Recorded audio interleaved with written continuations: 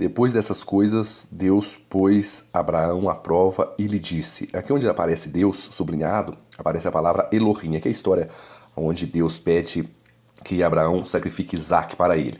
Mas quando a gente vê a narrativa, depois de Abraão e Isaac chegarem ao monte, os dois sobem sozinhos e Abraão amarra Isaac para sacrificá-lo, o anjo do Senhor brada, mas do céu o anjo do Senhor o chamou. O anjo é que chama Abraão. Abraão, Abraão, ele respondeu, eis-me aqui. Então ele disse, não estenda a mão sobre o menino e não faça nada a ele, pois agora sei que você teme a Deus, porque não me negou o seu filho, o seu único filho. Abraão ergueu os olhos e viu atrás de si um carneiro preso pelos chifres entre o arbusto. Aqui é interessante que Deus que põe Abraão à prova e pede seu filho Isaque em sacrifício, mas o anjo do Senhor que diz, porque não me negou seu filho, ou seja, Abraão estava oferecendo o filho para Deus ou para um anjo. E aí ele viu um carneiro preso entre os chifres e diz, o Senhor se proverá, que traduziu certinho, o Senhor se proverá. Aqui está no Nifalo o verbo aqui, que é o verbo ra'ar, aqui está Yehaer, que é o Senhor se fez, se proveu, né? O Senhor se proveu seria a melhor tradução, né? Está no Nifal, no imperfeito do Nifal. Ou seja, que é Deus se fazendo provisão. Quando a gente vai para esse texto no Novo Testamento, com a intertextualidade, temos em João 8, temos Jesus dialogando com os fariseus. Jesus diz, Abraão, o pai de vocês, alegrou-se por ver o meu dia, e ele viu esse dia e ficou alegre. Ou seja, que dia? É o dia de Gênesis 22, onde Deus se proveu e proveu um cordeiro para que fosse sacrificado em lugar de Isaac. Ou seja, é a isso que Jesus está fazendo referência, ou seja, aqui Jesus faz referência a esse texto. E aí disse, então os judeus perguntaram, você não tem 50 anos e viu Abraão? Jesus respondeu, em verdade te digo, que antes que Abraão existisse, eu sou em maiúsculo. E aqui diz, então pegaram em pedras para atirar nele, mas Jesus se ocultou e saiu do templo. Se Jesus estivesse falando sobre a sua idade, que antes que Abraão existisse, ele já existia, para que apedrejar Jesus? Eles apedrejaram Jesus, tentaram apedrejar, porque entenderam que Jesus estaria blasfemando, dizendo, eu sou.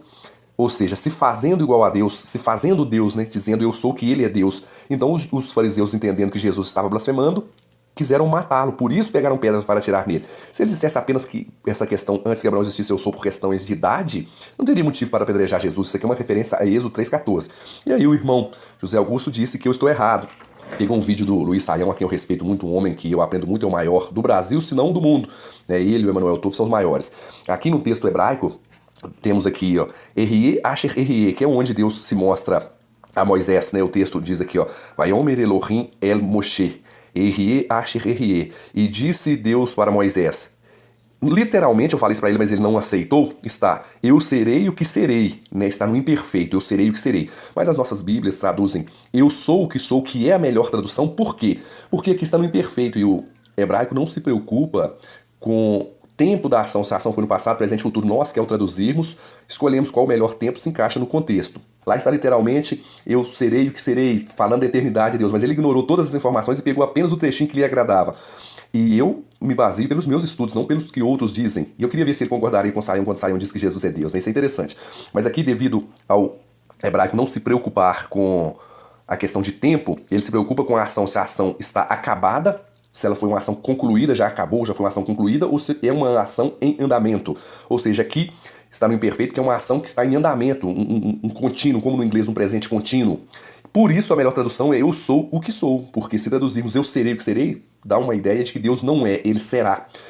Por isso, eu sou o que sou denota que é uma eternidade, ele é antes, ele é agora, ele é depois. Eu sou no presente denota tanto passado quanto futuro. Aqui está no futuro literalmente porque denota uma ação que está em andamento. Só que ele se esqueceu que a Septuaginta, que é o texto grego do Antigo Testamento, traz o mesmo texto vertido como ego eimi hoon, ou seja, será que os judeus que falantes de hebraico, que traduziram do hebraico para o grego, não entendiam, não sabiam, eles não tinham conhecimento e traduziram errado? Aqui está no presente. Ego eimi hoon, ou seja, ego eimi, eu sou. Aqui é um particípio do verbo eimi, um particípio presente, não temos particípio presente. Em português, o particípio denota passado, né? Seria o particípio do verbo ser sido. Sido é passado. Aqui é um particípio presente, seria equivalente ao gerúndio, o nosso gerúndio sendo, ou seja, eu sou sendo. Então, a gente vê que os judeus que traduziram os 5 primeiros livros da Torá por volta de 285 a.C. entenderam. E aqui, os judeus que conheciam do hebraico e do grego, ao verterem a mesma sentença do hebraico para o grego por volta de 285 a.C., tirando o texto de um idioma semítico para a primeira língua indo-europeia que recebera esse idioma, eles traduziram no presente. Eu sou o sendo, digamos assim, eu sou o sendo. Será que esses judeus têm menos conhecimento que Saião? Será que eu estou errado? Eu gostaria que o irmão José Augusto fizesse uma consideração melhor